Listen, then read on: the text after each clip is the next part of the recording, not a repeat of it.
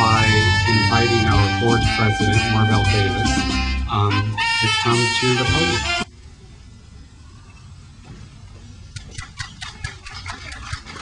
Everyone, and welcome to Dixwell Newhallville Community Mental Health Center. I am Marvell Davis, President of the Board of Directors of Dixwell Newhallville Community Mental Health Services, Incorporated. We are honored that you are able to join us today as we commemorate the 25th year as an incorporated agency. I might add that several of our board members have been able to join us today, and I would just like to ask them to raise their hand when I just say their name. Lorraine Sizemore, Kathy Wright, and Rick Randall. 40 years ago, efforts have been focused on providing culturally sensitive and relevant care to members of the Dixwell and Newhallville community. We are proud of the support we have received over the years from the state and from city government as well as from Yale University. In the coming years, we hope to continue our service and to expand that service to include the treatment of trauma and stress-related illness in an urban environment. We are very pleased that our special invited guest, Dr. Francine Shapiro, founder of EMDR, a therapeutic use of techniques in the treatment of trauma and stress, is with us today to help celebrate and commemorate our 25th anniversary of incorporation. At this time, I would like to introduce Robert Page, who is the Executive Director of Dixwell Newhallville Community Mental Health Services, Incorporated. Robert. Thank you, Marvell, and thanks to an incredible board of directors. The one thing I'm starting to get after 20 years of the agency's 25 years is that community mental health is something iconic, something that is for all of us. The board of directors have assisted me with that. The agency staff have assisted with that. And I see present a number of people, Dr. Howard Blue, our consulting psychiatrist. I see Dawn DeGraffenried, our clinical director. I see Barbara Geller from the Commissioner's Office of the Department of Mental Health and Addiction Services. I see Cornell Wright, who is helping with agency organization. I see a number of people here who help us to spell what community mental health actually is. It's taken me 20 years to get it, but I think I'm finally starting to get it. One of the things that makes that happen is partnering with a city that takes a building built in the late 1800s, educates thousands upon thousands of people, falls into disrepair, and then like a phoenix, rises out of the ashes and becomes a place where people are now living and coming for family support services, coming for mental health services, finding hope to live their lives here in the community. I've also learned that you must first and foremost value dignity, human dignity, that once you grasp that all humans are perceived as dignified and move from there, you're ready to do the good work in whatever discipline you're in. The hard work that follows that, though, in the community mental health world is trying to grab those concepts that help frame the work that we're going to do daily. I have found some key concepts. One concept, in addition to dignity, is the concept of recovery. All of us have a story. That story has been told to us here in a manner that we consider privileged. A common thread that all of us have in the telling of that story is some kind of difficulty, some kind of struggle. Dixwell Newhallville has a history of struggle and success, but the struggle part is the part we know that is in everyone's individual life. We know it's in the child's life, we know it's in the family's life, and we want to find ways to get past that struggle. So recovery helps with that. Inherent belief in recovery. But recently, in the last couple of years, with the arrival of our clinical director, with our arrival of knowing the HAP organization, Humanitarian Assistance Program, we have found out that there's an approach to looking at struggle. There's a way of framing the way we look at struggle. There's a way to engage in the way that we help clients with struggle called EMDR. What does EMDR stand for?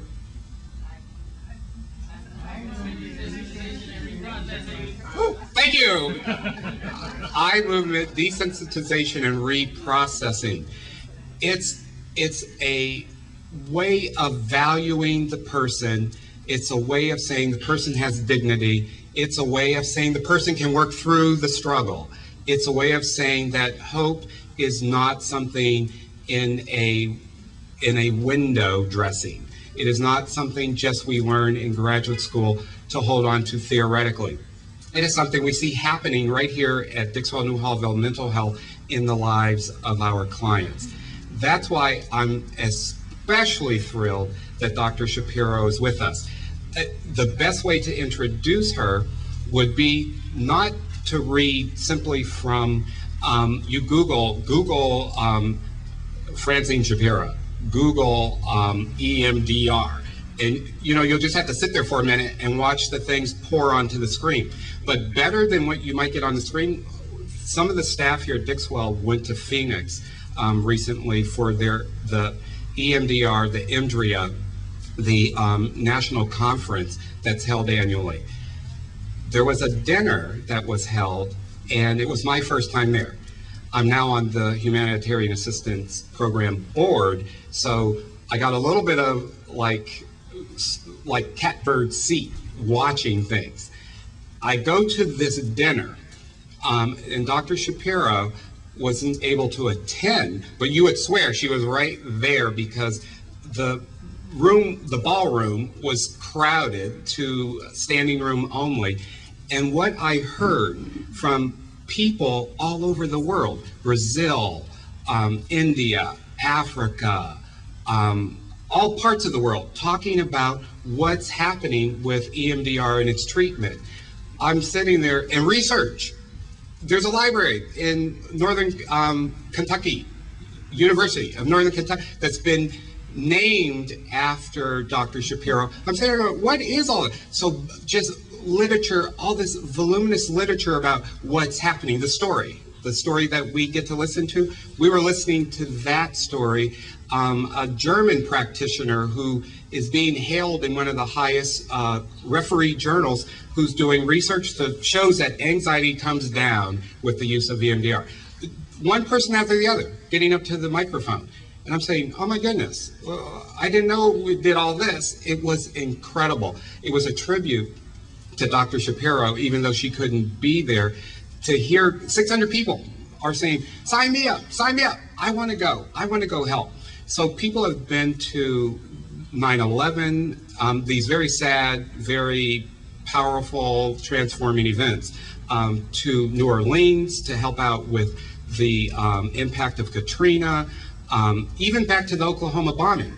This is, I think, speaks to Dr. Shapiro's commitment and compassion for how do we answer when struggle comes to us. It will come to us. It has been to us. What's our reply? In addition to all the wonderful things I heard about Dr. Shapiro at the conference in Phoenix, the next one's in Atlanta if you want to come. We're planning to go. She's the founder of the Humanitarian and Assistance Program. She has had voluminous awards that have been given to her by the American Psychological Association. She's a senior research fellow for Mental Research Institute in Palo Alto, California. She's the executive director of the EMDR Institute. And I believe, Dr. Shapiro, you practice too. She delivers with all the rest of it. She's doing EMDR. She's been the recipient of the International Sigmund Freud Award for Psychotherapy. She has a PhD in clinical psychology. Like, you should get us several of those. Like, how, more honorary degrees. It's just an amazing list. But the thing I really wanted our audience to hear is that for the last 2 years, Dr. Blue has been here. I've been here 20 years. He's been here going on 19 years. We've had staff and board members who have been here 10, 15 years. We have been on a trauma front with this community, with our alder people, with Alderperson Edwards, Alderperson Blanco. We've gone out on the street in response to shootings and other things that I don't even care to mention in this context. And we just stayed with people. We used pharmacology, we used case management, we used outpatient services, we used community meetings. We did what we could to bring people from trauma back to normalcy. Now we have something, when they say, oh, this person's been traumatized, when do you want us to see them? We don't also have to be traumatized with the person who is the recipient of trauma. We can still listen empathetically in order to make the work, but often those who treat people with trauma also get traumatized. This allows us to go at it from a different strength perspective, a perspective that says, I can go with you there, I can empathize with you, but we're going to go there and then we're going to come back out, and you're going to not have the same intensity of feelings, nightmares, hurt, physical pain, emotional pain. So with that, the person who originated and developed EMDR, Dr. Francine Shapiro.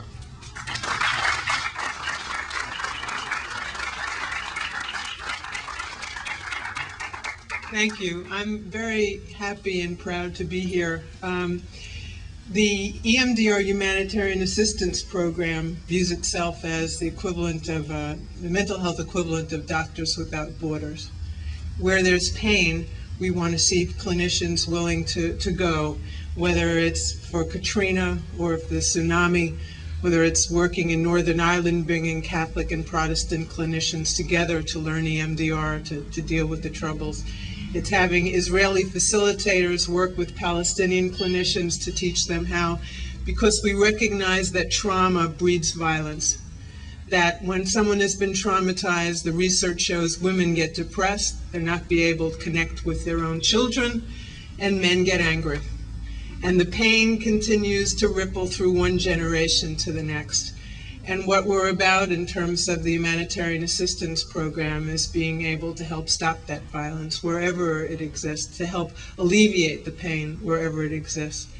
And I must say that the forefront, the real heroes, are those also who, when after the big event has passed and the photo op is over and the people are then forgotten, whether it be in New Orleans, whether it be after a tsunami, that the clinicians who are there, who are trained to continue to do the treatment, are there day after day after day. And here is where the real heroes are.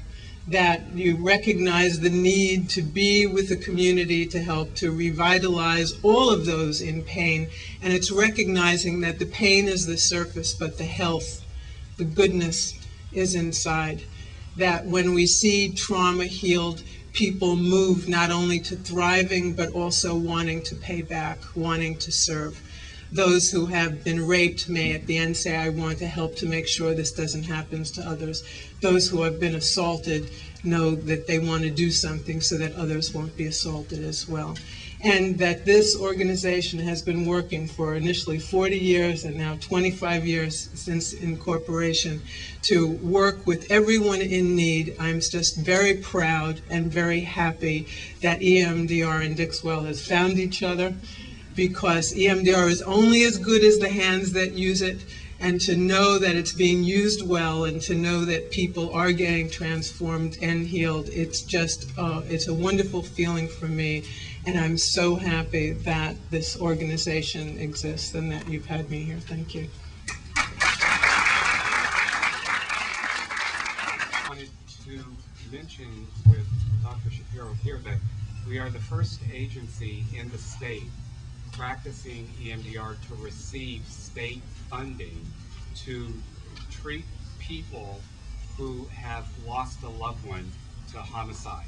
That we have received that grant and we have begun to take referrals, anxious actually to be of help. And I think I can stand here and thank Dr. Shapiro for that, because it isn't something we would have embraced so readily. Even knowing that nonprofits, often the tail wags the dog, and bake sales, whatever will keep the doors open. But we're actually able, with EMDR, to remain committed to our mission. And the other thing that I had to have her standing here first, before I said so, we've done a level 1 and a level 2 training already with over 60 people. We had a specialty training, all of this in conjunction with HAP and Dr. Gilback, where a child and EMDR specialist, Ana Gomez, came, and that training had 46 people. We are oversubscribed for October for over 60 people to be trained. So it doesn't stop here. I think that's sort of telling that EMDR isn't a candle that's only burning brightly in the offices of Dixwell Newhallville Mental Health. We, in the spirit of disaster relief worldwide, in the spirit of domestic disaster relief throughout the country, we're saying to the community, come on in, let's learn to do this, let's make this happen. So thanks again to Dr. We're supposed to be doing a symbolic ribbon trade, but where's the ribbon? Can we cut something? For the Urban Trauma Center, it is official. So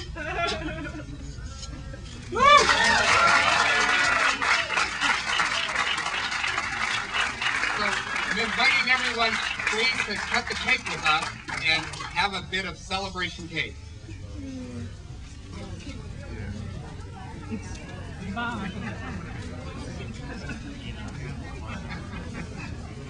As well.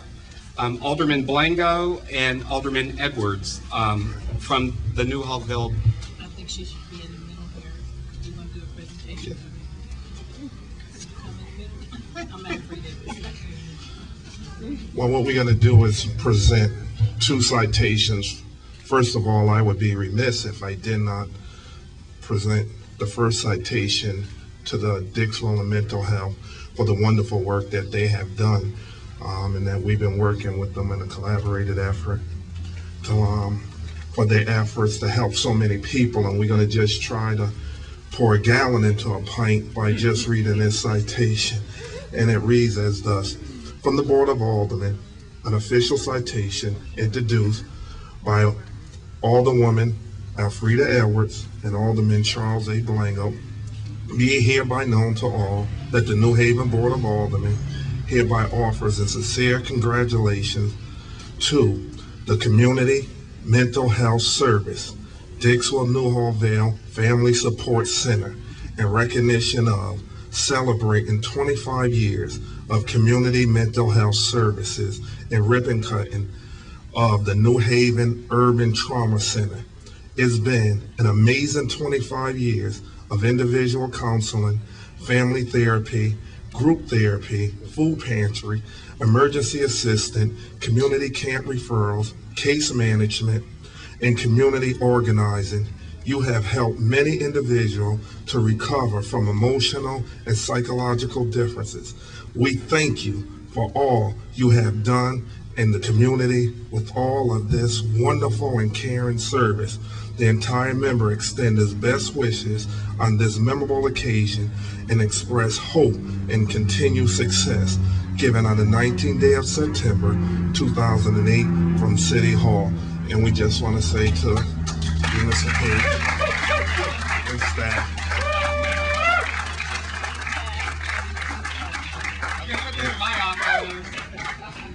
and what we're going to do, and not be redundant and hold your time, but Dr. Page have already read Dr. Francis Shapiro bio, and we just wanted to welcome you in the community for me and all the women, Alfreda Edwards, and we give you an official citation from the Board of Aldermen.